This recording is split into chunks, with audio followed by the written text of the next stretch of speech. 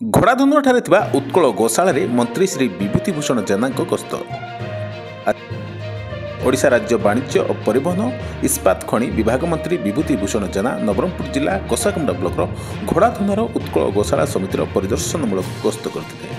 ଗୋଶାଳାର ଉନ୍ନତିକରଣ ଓ ବିକାଶ ଉପରେ ସେ ଗୁରୁତ୍ୱ ଦେବା ସହ କାର୍ଯ୍ୟକର୍ତ୍ତା ସଦସ୍ୟଙ୍କୁ ପ୍ରଶଂସା କରିବା ସହ 196ଟି ଗାଈ ଗୋରୁଙ୍କୁ ଚାରା ଖାଇବାକୁ ଦେଇଥିଲେ। ତା ସହ କୋଷାଗୁମ୍ମାଠାରୁ ଭୁବନେଶ୍ୱର, କଟକ, ପୁରୀକୁ ଯଥାଶୀଘ୍ର ପରିବହନ ବ୍ୟବସ୍ଥା ଗ୍ରହଣ କରିବା ପାଇଁ କୋଷାଗୁମ୍ମା ବ୍ଲକର ବିଜେପି ସଂଘର ଏକ ଦାବିପତ୍ରକୁ ସମର୍ଥନ ଜଣାଇଥିଲେ ମନ୍ତ୍ରୀ ଶ୍ରୀ ଜେନା।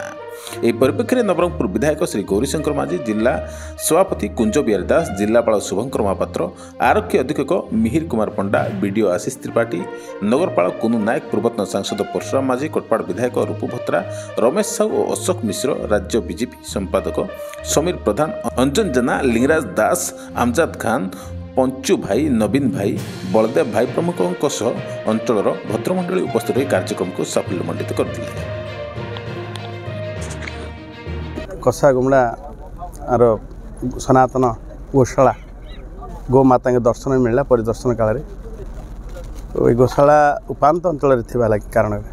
जेहेतु कि छत्तीसगढ़ बॉर्डर अच्छी अबाध गोचालन को अटके हेब एवं गोमाता सेवा करी हेब ये गोशाला आज आश्वस्ति लाभ कली गोशाला दर्शन पर तो मोर पोष्य जिला यहाँ नवरंगपुर जिला मो पोष्य जिला से परिवेश समस्त कथा मोर दायित्व डिमांड अच्छी बहुत डिमांड अच्छी परिवहन सेवा दबा एवं एठर परिवेश आ गाई मानकर देखिली ताकर रहिबा व्यवस्था केमती करा होची आ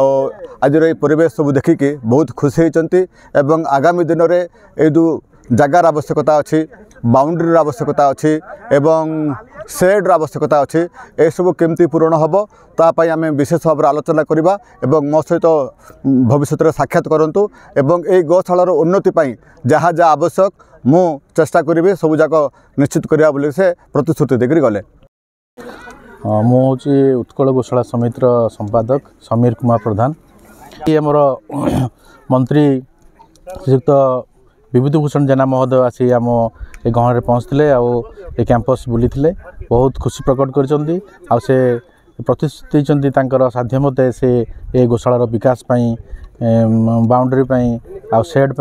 सब सहयोग करेंगे सहयोग हाथ बढ़े से प्रतिश्रुति देते।